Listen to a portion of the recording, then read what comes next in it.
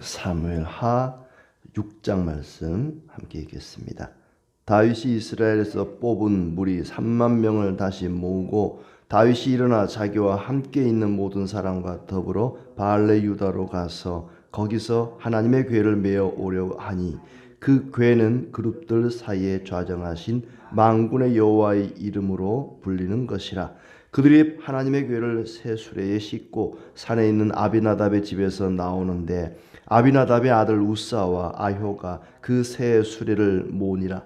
그들이 산에 있는 아비나답의 집에서 하나님의 궤를 싣고 나올 때에 아효는 궤 앞에서 가고 다윗과 이스라엘 온 족속은 잣나무로 만든 여러 가지 악기로와 수금과 비파와 소고와 양금과 제금으로 여호와 앞에서 연주하더라.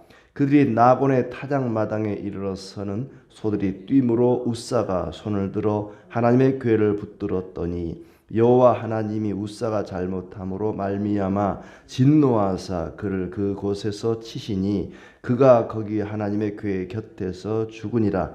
여호와께서 우사를 치심으로 다윗이 분하여 그곳을 베레스 우사라 부르니 그 이름이 오늘까지 이르니라. 다윗이 그 날에 여호와를 두려워하여 이르되 여호와의 궤가 어찌 내게로 오리요 하고 다윗이 여호와의 궤를 옮겨 다윗성 자기에게로 메어 가기를 즐겨하지 아니하고 가드 사람 오벳 에돔의 집으로 메어 간지라.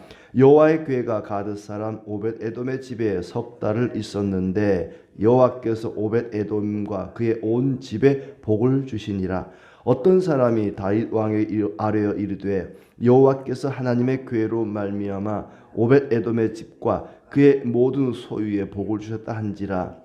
다윗이 가서 하나님의 궤를 기쁨으로 메고 오벳 에돔의 집에서 다윗성으로 올라갈새 여호와의 궤를 맨 사람들이 6걸음을 가매 다윗이 소와 살진 송아지로 제사를 드리고 다윗이 여호와 앞에서 힘을 다하여 춤을 추는데 그때에 다윗이 베에봇을 입었더라.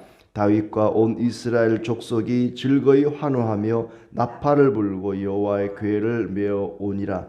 여호와의 궤가 다윗성으로 들어올 때에 사울의 딸 미갈이 창으로 내다보다가 다윗 왕이 여호와 앞에서 뛰놀며 춤추는 것을 보고 심중에 그를 업신여기니라. 여호와의 궤를 메고 들어가서 다윗이 그것을 위하여 친 장막 가운데 그 준비한 자리에 그것을 두매 다윗이 번제와 화목제를 여호와 앞에 드리니라. 다윗이 번제와 화목제 드리기를 마치고 만군의 여호와의 이름으로 백성에게 축복하고 모든 백성 곧 온 이스라엘 무리에게 남녀를 막론하고 떡 1개와 고기 1조각과 건포도 떡 1덩이씩 나누어 주매 모든 백성이 각기 집으로 돌아가니라.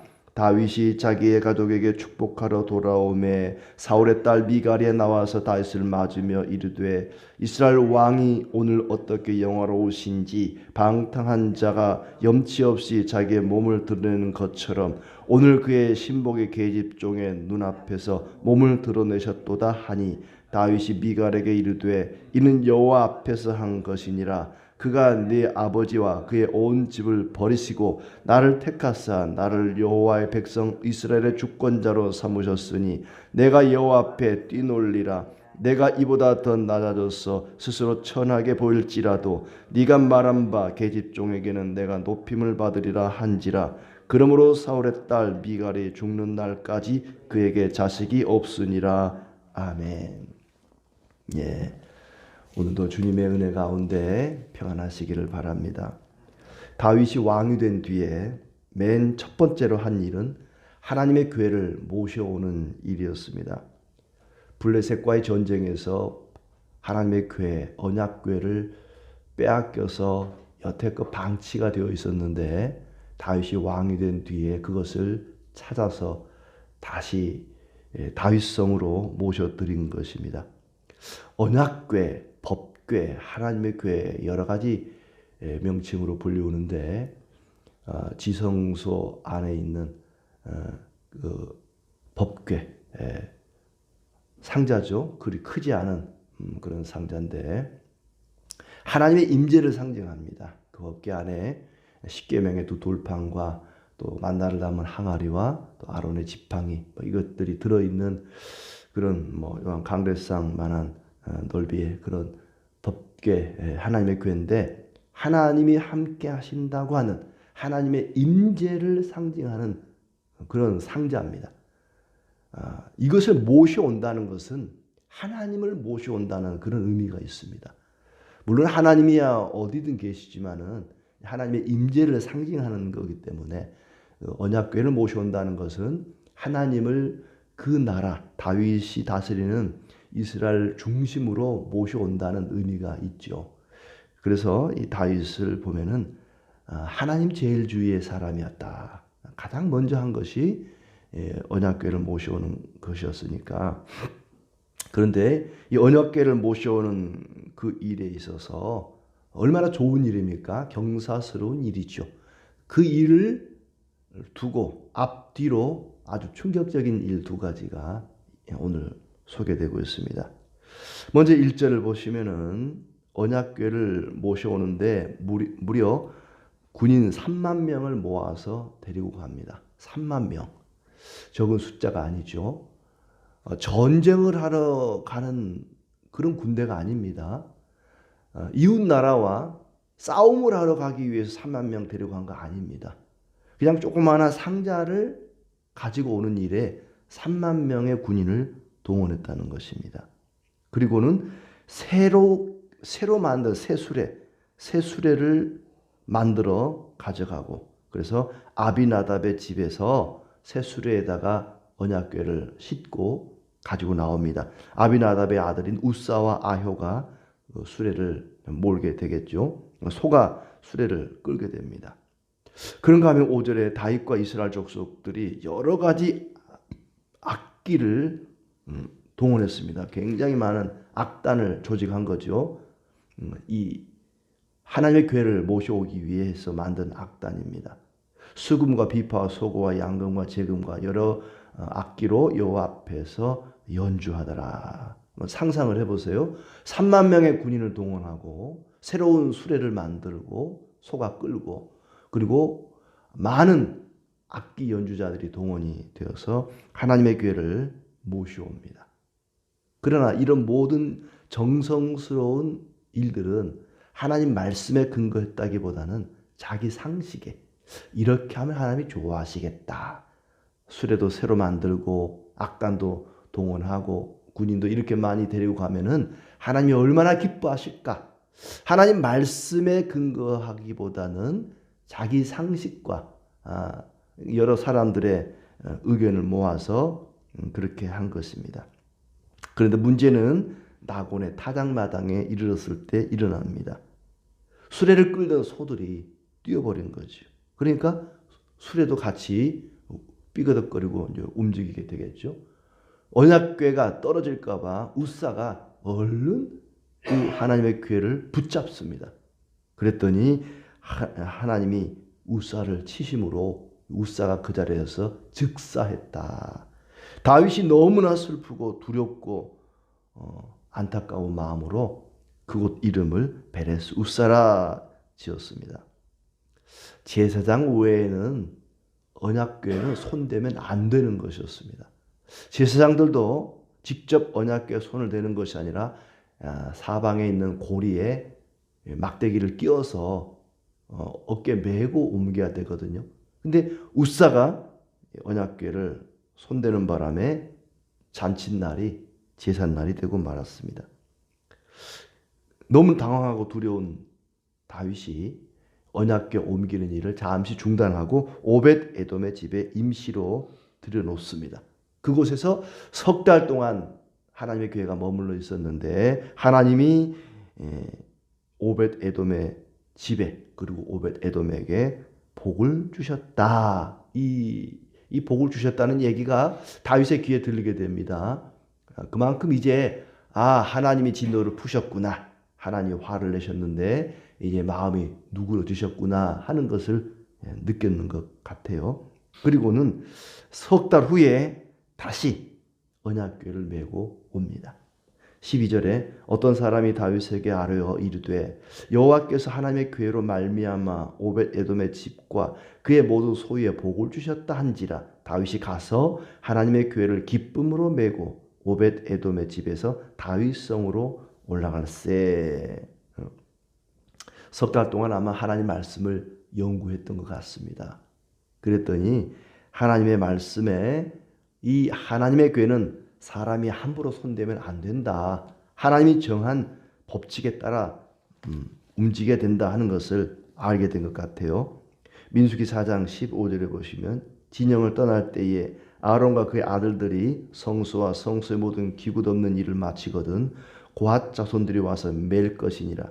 그러나 성물은 만지지 말라. 그들이 죽으리라. 회막 물건 중에서 이것들은 고핫 자손이 맬 것이며, 고핫 자손들이 제사장들이겠죠. 그들이 메고 옮겨야 하는 것이 하나님의 궤였습니다. 손으로 만지면 죽으리라 그랬어요. 그걸 이제 다윗이 느껴서 한 거죠. 석 달 동안 고민을 했던 것 같습니다. 왜 이런 일이 일어났을까? 우리가 지극정성을 다했는데 군인을 동원하고 악단을 동원하고 새로운 수레를 동원해서 이렇게 지극정성으로 하나님의 궤를 옮겼는데 왜 우사가 죽게 되었을까? 왜 소가 거기서 뛰게 되었을까? 아마 고민을 했던 것 같아요. 그리고는 이제 어깨에다가 메고 다윗성으로 올라갑니다. 말씀의 근거에서 언약궤를 옮기게 되는 거죠. 그러면서 이제 6걸음마다 제사를 드렸다. 힘을 다해 춤을 췄다. 그리고 막 환호합니다. 축제가 벌어진 거죠. 하나님의 궤를 모셔오는 가운데. 그런데 이제 또 하나의 문제가 생깁니다. 16절부터 마지막 절까지는 다윗의 첫 번째 부인이었던 사울의 딸 미갈과 관련된 부부싸움이 일어납니다. 여호와의 궤가 다윗성으로 들어올 때에 사울의 딸 미갈이 창으로 내다보다가 다윗 왕이 여호와 앞에서 뛰놀며 춤추는 것을 보고 심중에 그를 업신여기니라. 미갈이 창문으로 내다보니까 다윗이 이 하나님의 궤를 모셔오는데 춤을 추면서 뒤에 보면은 바지가 다 흘러내릴 정도로 춤을 추면서 뛰놀면서 기뻐하는 모습을 봅니다. 그걸 보고 업신여겼다. 업신여겼다. 아마 미갈은 자기는 사울의 딸이잖아요. 왕의 딸입니다. 나는 왕족이다. 나는 왕족인데 저 왕이 돼가지고 말이지 채통을 지켜야지. 저게 지금 뭐 하는 짓인가 이런 생각을 했던 것 같아요. 그러나 다윗은 자기가 왕이지만 왕이라 생각하지 않고 나는 하나님의 백성 가운데 한 사람이다. 하나님의 자녀 가운데 한 사람이다. 이 나라의 왕은 내가 아니고 하나님이 왕이시다. 그러니 왕을 모셔오는데 그 자녀가 춤을 추고 기뻐 뛰노는 것이 당연한 일 아닌가. 그러니까 미갈은 나는 왕족인데 우리 아버지가 왕이었는데 저게 지금 뭐 하는 짓인가 이런 생각이고 다윗은 나는 왕이 아니라 하나님의 백성이다. 이 나라의 왕은 하나님이시다. 그러니 왕을 모셔오는 이 일에 내가 어찌 가만히 앉아있을 수 있겠는가? 기뻐 뛰며 춤추는 것이 당연한 것 아니겠는가? 그래서 준비한 자리에 언약궤를 모셔오고 그리고 번제와 화목제를 드리고 온 백성들을 축복합니다. 17절 여호와의 궤를 메고 들어가서 다윗이 그것을 위하친 장막 가운데 그 준비한 자리에 그것을 두고 번제와 화목제를 여호와 앞에 드리니라. 그리고는 백성들을 축복하고 건포도와 떡과 먹을 것들을 고기와 이런 것들을 나눠줍니다. 축복하고 백성들에게 나누죠. 그 뒤에 이제 미갈과 다윗 사이에 볼성사나운 부부싸움이 일어납니다.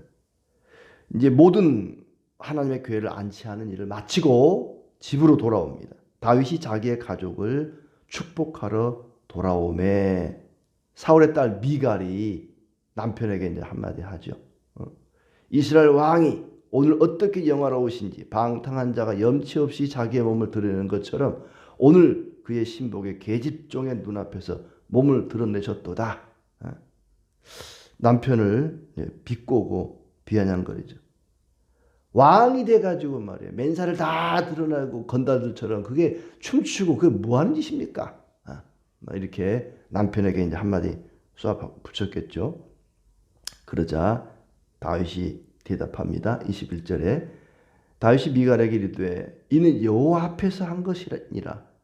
여호와 앞에서 한 것이다. 내가 하나님 앞에서 뛰놀고 춤추고 한 것이다. 그가 내 아버지와 그의 온 집을 버리시고 나를 택하사 나를 여호와의 백성 이스라엘의 주권자로 삼으셨으니 내가 여호와 앞에서 뛰놀리라. 하나님이 너가 아버지를 버리고 나를 왕으로 삼았으니 내가 춤을 추지 않을 수 있겠느냐 하고 이제 맞받아치는 거죠. 둘 다 한 발짝도 물러나지 않습니다. 왕이 돼가지고 건달들처럼 맨살 다 드러내고 그 뭐 하는 짓입니까? 그랬더니 니네 아버지를 버리고 하나님이 나를 왕으로 삼았는데 내가 어찌 가만히 있겠느냐? 춤추지 않을 수 있겠느냐? 왕의 부부나 일반 부부나 다 똑같아요. 부부싸움 하는 걸 보니까.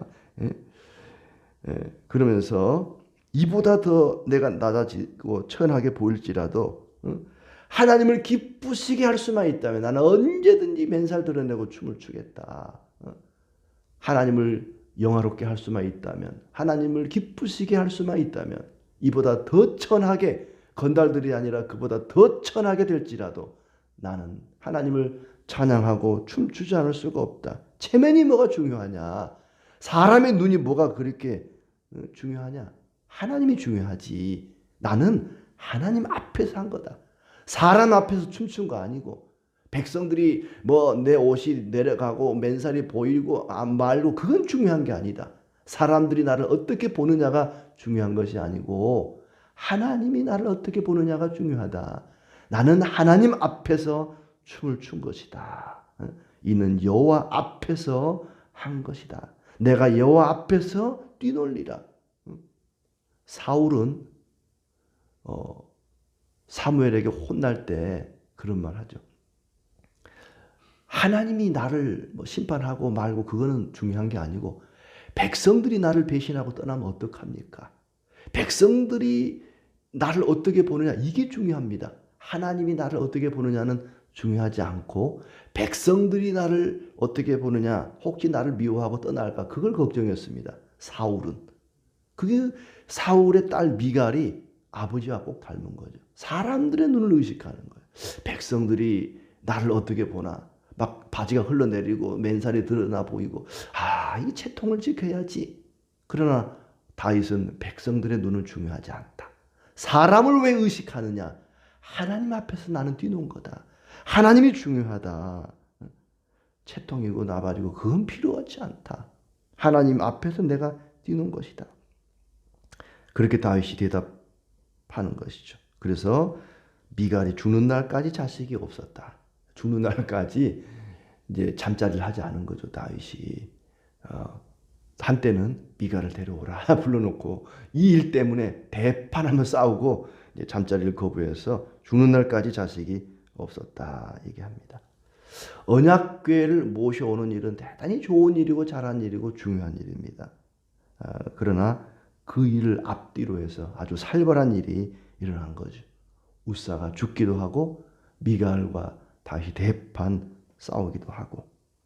일단 언약궤를 모셔온 그 일은 참 잘한 일인데 우리 마음속에, 우리 마음 중심에 주님을 모셔드리는, 다윗이 그 나라 중심에 언약궤를, 하나님의 임재를 상징하는 그 상자를 모셔드린 것처럼 우리 마음 중심에 주님을 모셔드리는 것이 중요할 것입니다. 그런데 그 일은 정성보다는 말씀에 근거해야 된다. 상식이 아니라, 신앙 상식이 아니라 말씀에 근거해서 순종해야 합니다. 정성이 부족하진 않았습니다. 3만 명의 군인과 큰 악단과 그리고 새로운 수레가 동원됐습니다. 최선을 다한 것이죠. 그러나 하나님 보실 때는 만족스럽지 않았습니다. 마치 잔치상을 7순 8순이라고 거하게 차려줬는데 내가 좋아하는 건 하나도 없고 말이지.